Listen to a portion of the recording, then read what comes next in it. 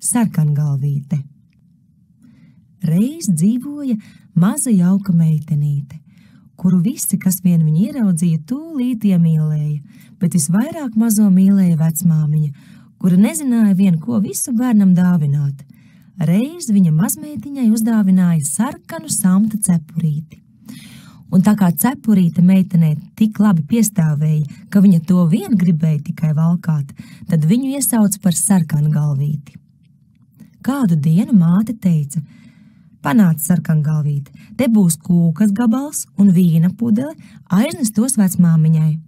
Viņa ir veca un slima, lai viņai tiek ko atspirdzināties. Dodies ceļā, iekams nav kļuvis karsts, un kad iziesi no ciema, ej kārtīgi pa ceļu un neskrien nekur projām, citādi kritīsi un sasitīsi pudeli, un tad vecmāmiņā nekas netiks. Kad ieiesi vecmāmiņas mājiņā, neaizmirsti pateikt labrītu un neskaties tūlīt apkārt visos kaktos. Es visu izdarīšu, kā pienākas, Sarkangalvīte atbildēja, un par zīmi, ka solījumu pildīs, sniedz mātei roku. Vecmāmiņa dzīvoja mežā pusstundas gājuma attālumā no ciema. Nonākusi mežā, Sarkangalvīte satika vilku. Meitenīte nezināja, ka tas ir tik ļauns zvērs, un tāpēc nebaidījās. Labdien, Sarkangalvīte, vilks teica. Labdien, vilciņ! Uz kurien tik agri dodies, Sarkangalvīte? Pie vecmāmiņas. Un kas tev tur zem priekšautiņa? Vīns un kūka, kur izcepām vakar, nesu, lai arī slimā un vārgā vecmāmiņa iebauda no ciema kukuļu un spēcinās. Un kur tad tava vecmāmiņa dzīvo, Sarkangalvīte? Vēl labas 4/4 stundas gājums pa mežu. Viņas mājiņa atrodas pie 3 lielajiem ozoliem. Lejāk aug lazdas. Tu jau gan zināsi, Sarkangalvīte atbildēja. Vilks savā prātā domāja. Šis mazais, maigais bērns ir gards kumos, kas garšos vēl labāk nekā vecā. Jārīkojas viltīgi, lai dabūju abas.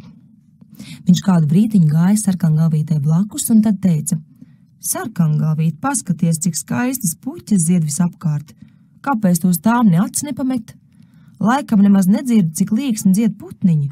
Tu soļo tik nopietna un domīga, it kā iet uz skolu, bet šeit mežā taču ir tik jauki. Sarkangalvīte pacēla acis un ieraudzījusi, kā kokos rotājas saules stari un cik skaisti visapkārt zied puķis, nodomāja. Ja aiznesīšu vecmāmiņai svaigu puķu pušķi, tas arī taču viņai darīs prieku. Vēl ir agrs, gan tikšu laikā galā. Tad viņa noskrēja no ceļa mežā un sāka lasīt puķes. Kad bija noplūkusi vienu, viņai šķita, ka tālāk aug vēl skaistāka. Viņa steidzās pie tās, un tā iekļuva arvien dziļāk un dziļāk mežā. Vilks tikmēr devās taisni pa mežu uz vecmāmiņas māju un pieklāvēja pie durvīm. Kas tur ir? Sarkangalvīte, es tev atnesu kūku un vīnu, atveru. Nospied tikai rokturi, vecmāmiņa sauca. Es jūtos ļoti vārga un nevaru piecelties. Vilks nospieda rokturi, durvis atvērās, un viņš ne vārda neteikdams piegāja pie vecmāmiņas gultas un aprija viņu. Tad viņš uzģērba vecās sievas drēbes, uzlika viņas nakts cepuri, iegūlās gultā un aizvilka aizskarus.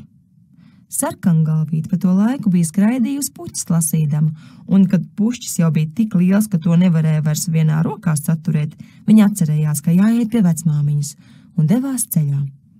Nonākus pie mājiņas, viņa brīnījās, ka durvis atstātas vaļā, bet tiklīdz iegāja istabā, viņu pārņēma pavisam dīvaina sajūta. Viņa nodomāja: ak, Dievs, kāpēc man šodien tā bail? Es taču parasti ļoti labprāt nāku pie vecmāmiņas. Viņa uzsauca: labrīt, bet atbildi nesaņēma. Tad Sarkangalvīte piegāja pie gultas un atvilka aizskars. Tur nu vecmāmiņa gulēja, nakts cepuri zemi pār seju pārvilkusi un izskatījās gluži svešāda. Vai, vecmāmiņa, kādas tev lielas ausis? Lai es tev varētu labāk sadzirdēt. Vai, vecmāmiņa, kādas tev lielas acis? Lai es tevi varētu labāk saredzēt. Vai, vecmāmiņa, kādas tev lielas rokas? Lai es tevi labāk varētu saķert. Bet, vecmāmiņ, kāda tev šausmīga liela mute, lai es tevi varētu labāk aprīt. To pateicis, vilks tūlīt izlēc no gultas un norija nabaga sarkangalvīti.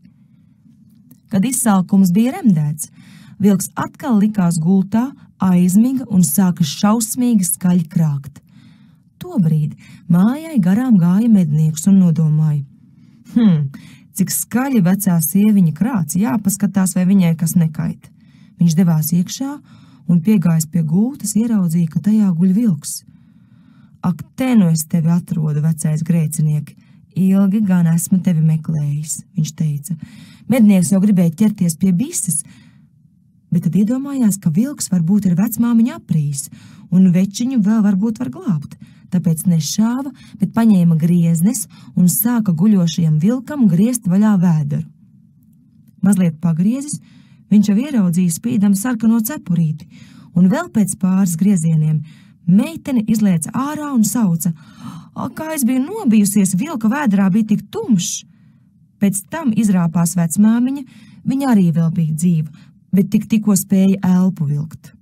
Tad sarkangalvīte ātri salasīja lielus akmeņus, un viņi tos salika vilkam vēderā.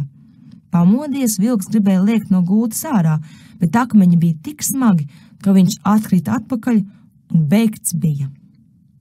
Nu, visi trīs bija apmierināti. Mednieks novilka vilka mādu un paņēma līdzi. Vecmāmiņa mielojās ar kūku un vīnu, ko mazmeitiņa bija atnesusi, un kļuva žirgtāka, bet sarkangalvīte domāja: savu mūžu vairs neskriešu mežā viena nost no ceļa, ja māmiņa to būs aizliegusi.